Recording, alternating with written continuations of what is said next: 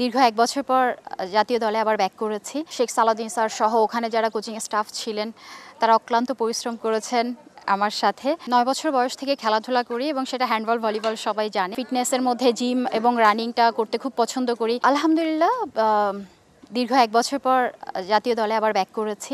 আল্লাহর অশেষ রহমত, শুকর আলহামদুলিল্লাহ। শুকরিয়া জানাই আল্লাহর প্রতি। এবং এই দীর্ঘ ১ বছরের মধ্যে আমি ৯ মাস মাস্কোতে ট্রেনিং করেছি, মাস্কো একাডেমিতে। শেখ সালাউদ্দিন স্যার সহ ওখানে যারা কোচিং স্টাফ ছিলেন তারা অক্লান্ত পরিশ্রম করেছেন আমার সাথে এবং চেষ্টা করেছেন আমি যেন ভালো পারফরমেন্স করতে পারি। ইনফ্যাক্ট প্রতিটা সময় আমি ট্রাই করেছি নিজেকে প্রিপেয়ার রাখার জন্য যে ওমেন্স টিমের যখনই আমার প্রয়োজন হবে আমি যেন প্রিপেয়ার অবস্থায় থাকতে পারি। এবং লাস্ট প্রিমিয়ার লিগে একটি দারুণ পারফরমেন্সও হয়েছে আলহামদুলিল্লাহ। দীর্ঘ ৯ মাসের পরিশ্রম বলতে পারেন।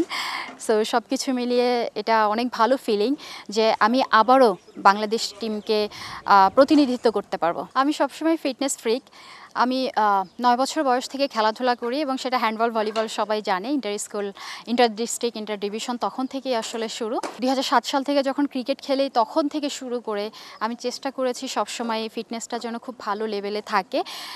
আমি যেহেতু একজন পেস বোলার এবং ২০০৭ সাল থেকে শুরু করে এখনও পর্যন্ত আমি চেষ্টা করেছি একই পেস মেনটেন করার জন্য, বরং ইনক্রিজ হয়েছে পেসটা আমার, ডিমোশন হয়নি। সো এটা আমাকে হেল্প করেছে বিশেষ করে আমার ফিটনেস এবং আমার স্ট্রেংথ লেভেল।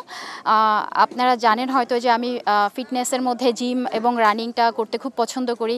বিশেষ করে আমার এই এজে এসে আমি প্রায় ১৫.৫ বছর ন্যাশনাল টিমকে সার্ভিস দিয়েছি, ১৭.৫ বছর আমার ক্রিকেট ক্যারিয়ার।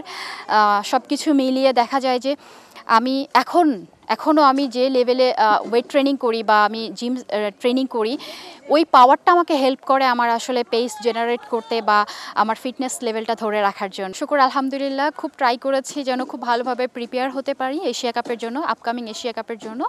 এবং যেহেতু আমি প্রিমিয়ার লিগের আগে টিমের বাইরে ছিলাম, ওখানেও ট্রাই করেছি আমি নিজেকে যেন খুব ভালোভাবে প্রিপেয়ার করতে পারি। প্রিমিয়ার লিগ একটা ভালো বলতে পারেন যে আমার জন্য টার্নিং টুর্নামেন্ট ছিল, যেখানে কিনা আমি খুব চেষ্টা করেছি নিজেকে আরও ভালোভাবে প্রিপেয়ার করার জন্য। এবং তারপরে ন্যাশনাল ক্যাম্প চলছে আমাদের। সো আশা করছি যে হেল্প হবে আমার যে প্রিপারেশন সেটা ম্যাচে পারফরমেন্সে ডেলিভার হওয়ার জন্য হেল্প করবে আমাকে। এশিয়া কাপের দলের টার্গেট ডেফিনেটলি ফার্স্ট টার্গেট আমাদের সেমিফাইনাল খুব ভালোভাবে খেলা। এবং আমরা এখানে একটা ইকুয়েশন আছে আমাদের, যেটা আমি মনে করি যে আমরা যদি গ্রুপ চ্যাম্পিয়ন হয়ে সেমিফাইনাল খেলতে পারি সেক্ষেত্রে হয়তো পাকিস্তানের সঙ্গে আমাদের সেমিফাইনালে ফেস হতে পারে। এদিক থেকে আমাদের জন্য একটু ইজি হতে পারে এবং আমরা অবশ্যই সেটাই চেষ্টা করব। সো ফার্স্ট ম্যাচ থেকেই আমাদের খুব ইম্পর্টেন্ট ম্যাচ থাকবে। ফার্স্ট ম্যাচ ভালোভাবে পজিটিভ রেজাল্ট যদি আমরা ইনশাল্লাহ বাংলাদেশ টিমের জন্য নিয়ে আসতে পারি এটা আমাদের জন্য ভালো হবে এবং ডেফিনেটলি আমরা চেষ্টা করব যে আমাদের সুখ স্মৃতিতে ব্যাক করার জন্য, যেটা আমরা ২০১৮ সালে করেছিলাম। এবং আমার পার্সোনালি নিজের টার্গেট থাকবে যেন আমি প্রত্যেকটা ম্যাচে খুব ভালো কন্ট্রিবিউট করতে পারি দলের জয়।